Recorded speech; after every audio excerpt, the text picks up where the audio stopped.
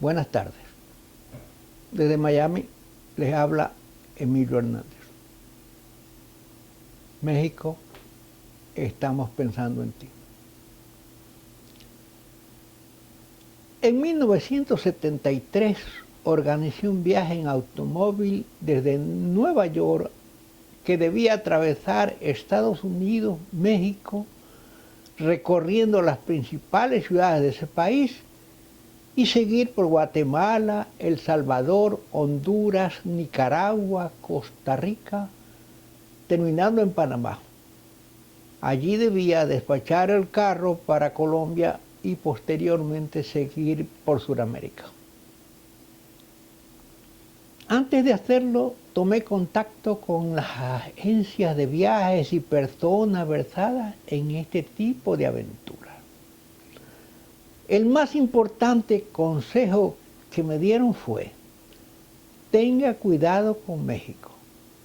Allí la policía lo detiene por cualquier motivo y tienen que darle una mordida, propina, para que te suelten.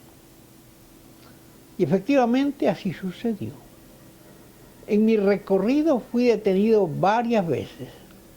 Mi carro, por cierto, era una tentación, placa de Estados Unidos. Y en todas estas, con unos cuantos dólares, solucionado el problema. Han pasado más de 40 años de este viaje y la corrupción en la policía mexicana se ha extendido con pleno conocimiento de los gobiernos de turno, que han tolerado abiertamente esta inmoralidad al extremo que el pueblo ya no confía en la institución que debe protegerlo. Actualmente la deshonestidad está presente en casi todos los niveles administrativos centrales y estatales de México. Al ciudadano común no le queda otra opción que aceptarlo como un mal que no puede o que no tiene remedio, pero que le ocasiona al país justificadas críticas. Un clima de desmoralización colectiva se observa en México, donde la justicia brilla por su ausencia, permitiendo que la organización de verdaderos poderes del crimen organizado ya sea identificado como bandas de carteles de drogas, grupos dedicados al secuestro y otros a la extorsión, las bandas de sicarios que matan por encargo, o el simple delincuente común que actúan con total impunidad. Un ejemplo de ello es un documento del Poder Judicial que declara que de los miles de secuestros que hubieron entre el 2005 al 2013, apenas 123 casos se llevaron a juicio. Pero de esos juicios, el resultado fue que solamente 7 personas fueron condenadas. En otras palabras, menos de un convicto por año en todo el país. A cada instante nos enteramos con asombro las revelaciones estadísticas que el crimen representa para México, proyectando un reflejo negativo para un país que debería ser el receptor de la inversión extranjera, especialmente la norteamericana, y que en cambio, por su inseguridad jurídica administrativa, se está convirtiendo en un Estado sin leyes, del cual salen huyendo hasta sus propios ciudadanos. Hasta hace una década, la mayoría de personas jubiladas de los Estados Unidos escogían a México como el lugar ideal para el disfrute de sus pensiones. Miles de personas de la tercera edad, como se denomina cariñosamente a los mayores de 65 años, se afincaron en Acapulco, Cancún, Puerto Vallarta, en la cercanía del lago Chapala y otros tantos lugares de belleza edénica y climas primaverales que tiene ese bello país. Pero todo esto está cambiando ahora. La inseguridad y el miedo los lleva por nuevos horizontes. Ahora van a Panamá, al Perú, a Chile y a otros tantos países que ofrecen a los jubilados innumerables atractivos para que pasen allí sus años de vejez. En uno de los últimos eslabones de esta cadena interminable de crímenes violentos, el 26 de septiembre, los estudiantes de la Escuela Normal Rural de Ayotzinapa, en la ciudad de Iguala, en el estado de Guerrero, situada a unos 200 kilómetros de la capital de la República, salieron a protestar contra prácticas laborables que consideraban injustas. Pero el alcalde de esa ciudad, José Luis Abarca, que junto con su esposa María de los Ángeles Pineda estaba celebrando una reunión pública en otro lugar, en vez de escuchar sus quejas, ordenó a la policía que reprimiera la manifestación a cualquier precio. Y es públicamente conocido, según las palabras del Procurador General de la República, Jesús Murillo Caram, que fueron los propios policías de Iguala los que agredieron a los jóvenes estudiantes.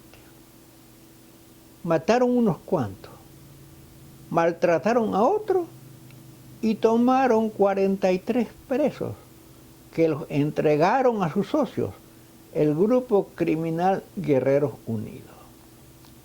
Y este es el grupo de jóvenes que no aparece, tejiéndose sobre su suerte infinidad de historias, entre las cuales están las de dos supuestos victimarios que confiesan haberlos ejecutado, incinerados, tirados en basureros públicos y más tarde sus restos arrojados a las aguas de un río.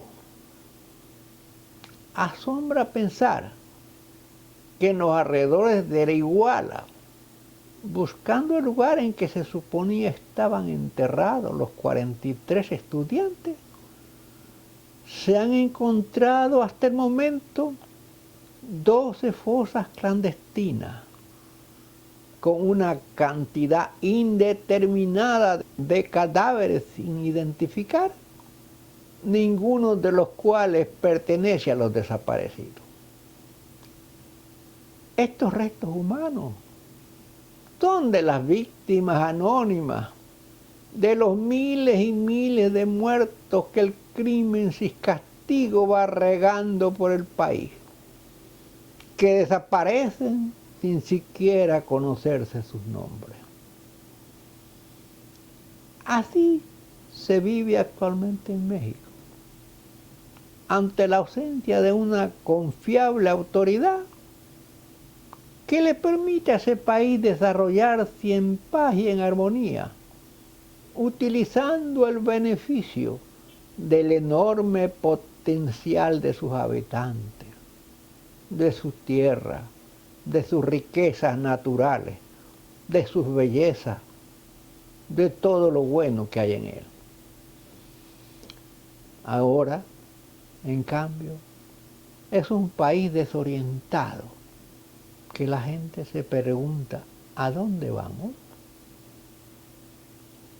Es tanto el poder económico, político y criminal que los carteles de la droga, el secuestro y la extorsión han alcanzado en México, que sus tentáculos se extienden a muchas ciudades de los Estados Unidos y Latinoamérica, con la lógica preocupación de sus autoridades y ciudadanos. Las cifras que la Agencia Nacional de Estadística de México nos hace conocer nos dejan sin aliento. Nada menos que 10.700.000 hogares donde al menos uno de sus miembros ha sido víctima de un crimen, y representa esta cantidad más o menos el 40% de todos los hogares del país.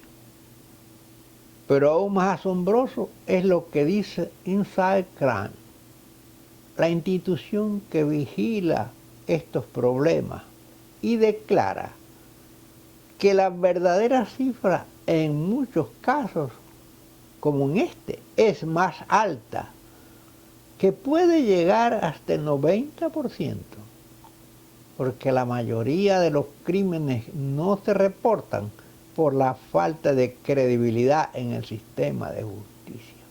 En lo que respecta a secuestros, la diferencia es más sorprendente todavía. Ellos dicen que solamente se reportaron 1.698 casos, cuando en realidad estos superaban los 120.000 casos.